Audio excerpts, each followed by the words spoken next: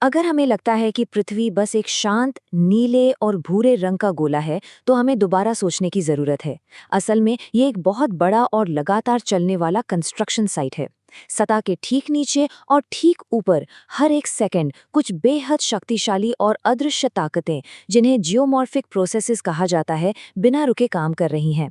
ये ताकतें पहले विशाल पहाड़ों को जन्म देती हैं और फिर बड़ी ही खामोशी से उन्हें वापस रेत के कणों में बदल देती हैं। आज के इस एक्सप्लेनर में हम उन्हीं भूआकृतिक वास्तुकारों की दुनिया को गहराई से समझेंगे जो इस ग्रह की सतह को आकार देते हैं। चलिए देखते हैं कि आज के सफर में हम क्या क्या कवर करने वाले हैं। सबसे पहले पृथ्वी को आकार देने वाली ताकतें, फिर निर्माण करने वाले एंड्रोजेनिक बल, उसके बाद अपक्षय या वेदरिंग, फिर गुरुत्वाकर्षण से जुड़े बड़े मास मूवमेंट्स, कटाव और जमाव, और आखिर में समझेंगे कि इन सभी जियो प्रोसेसेस का आखिर हमारे लिए क्या महत्व है। तो शुरुआत करते हैं सेक्शन 1 से, फोर्सेस शेपिंग द अर्थ।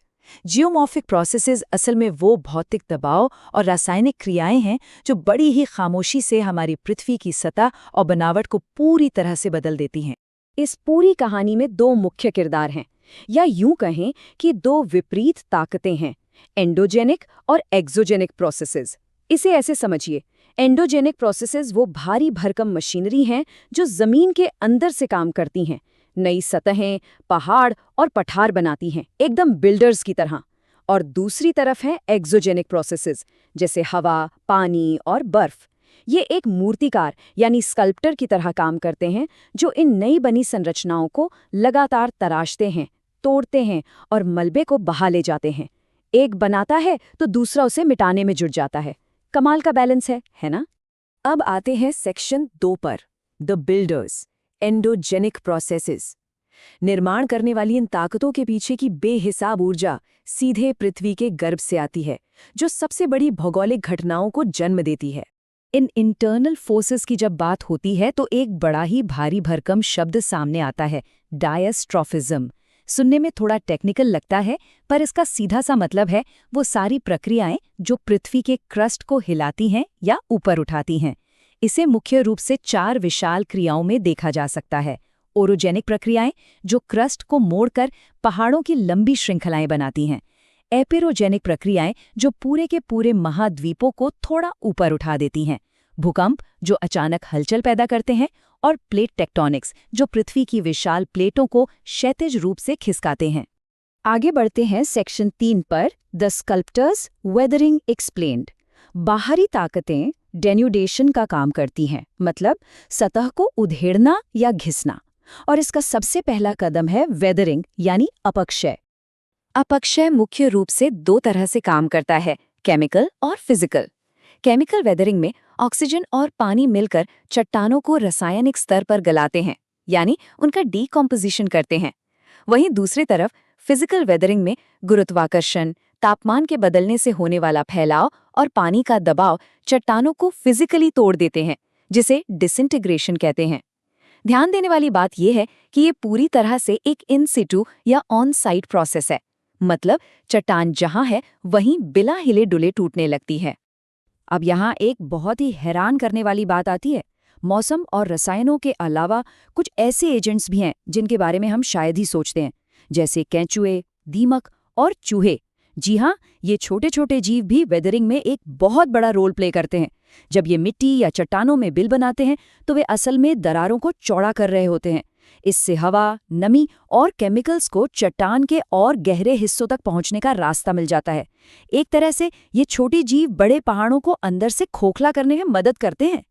यहाँ एक आम गलतफहमी को दूर करना बहुत जरूरी है। अक्सर एक्सफोलिएशन यानी चट्टानों का छिलके की तरह उतरना, इसे एक प्रक्रिया मान लिया जाता है, पर असल में ऐसा नहीं है। ये केवल वेदरिंग का फाइनल रिजल्ट है। जब फिजिकल या केमिकल प्रेशर की वजह से चट्टान की ऊपरी परतें ढीले पड़ जाती हैं, तो वे किसी प्याज के छिलके की तरह गोल और चिकने आकार में अलग होकर गिरने लगती हैं। तो ये कोई अलग प्रोसेस नहीं, बस अपक्षय की ताकतों का एक दिखने वाला नतीजा है। चलिए अब देखते हैं सेक्शन 4, ग्रेविटी ड्रिवन मास मूवमेंट्स। जब वेदरिंग चट्टानों को कमजोर कर देती है तो पिक्चर में आती है ग्रेविटी, जो उन्हें पूरी ताकत से ढलान के नीचे खींचना शुरू कर देती है। ये हलचलें मुख्य रूप से 3 अलग अलग रूपों में होती हैं, हीव, फ्लो और स्लाइड। और इसमें सबसे दिलचस्प बात क्या है पता है?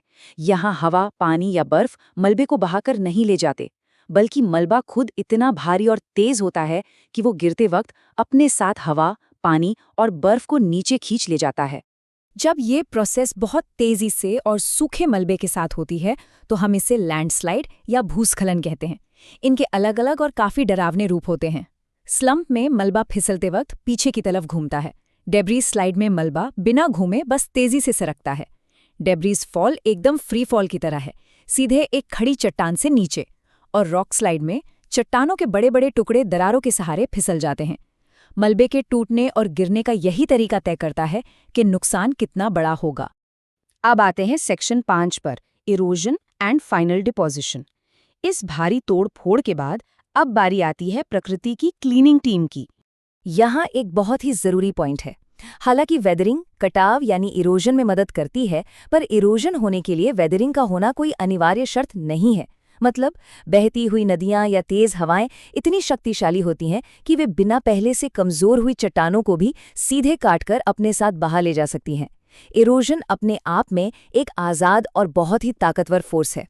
और इस सफर का अंत बहुत ही लॉजिकल तरीके से होता है। चलिए इसे स्टेप बाय स्टेप समझते हैं। कटाव करने वाले कारक जैसे नदियां ढलान पर अपनी गतिज ऊर्जा या किनेटिक एनर्जी की वजह से बहुत तेज बहती हैं, पर जैसे जैसे जमीन समतल यानी फ्लैट होने लगती है उनकी स्पीड कम हो जाती है।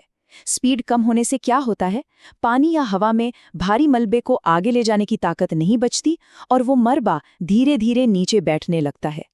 इसी शांतिपूर्ण ठहराव को हम डेपोजिशन या जमाव कहते हैं। आखिर में section 6, why geomorphic processes matter. इन निर्जीव सी लगने वाली चट्टानी प्रक्रियाओं और पृथ्वी पर मौजूद हमारे जीवन के बीच आखिर क्या कनेक्शन है? असल में ये कनेक्शन बहुत ही गहरा है। सोचिए, बिना वेदरिंग के मिट्टी का बनना ही नामुमकिन है, और यही मिट्टी तय करती है कि किसी जगह के जंगल कितने घने होंगे या वहाँ की बायोडाइवर्सिटी कैसी होगी। एक और बहुत ज़रूरी बात, जो कीमती खनिज हम आज इंडस्ट्रीज में इस्तेमाल करते हैं, वो भी इसी प्रोसेस की देन है। जब पानी केमिकल्स के साथ मिलकर आम पदार्थों को बहा ले जाता है, तो पीछे सिर्फ भारी और बेशकीमती खनिज एक जगह जमा हो जाते हैं। इसे एनरिचमेंट कहा जाता है, और इसी की वजह से खनिजों को आर्थिक रूप से निकालना हमारे लिए संभव हो पाता है। पृथ्वी की यह कहानी सच में अद्भुत है। अंदरूनी ताकतों का पहाड़ खड़े करना और बाहरी ताकतों का उन्हें वापस रेत में बदल देना, ये साइकिल कभी नहीं रुकती। तो इस लगातार चलने वाले निर्माण और विनाश के चक्कर को देखकर आखिर में एक बड़ा ही गहरा सवाल जहन में आता है।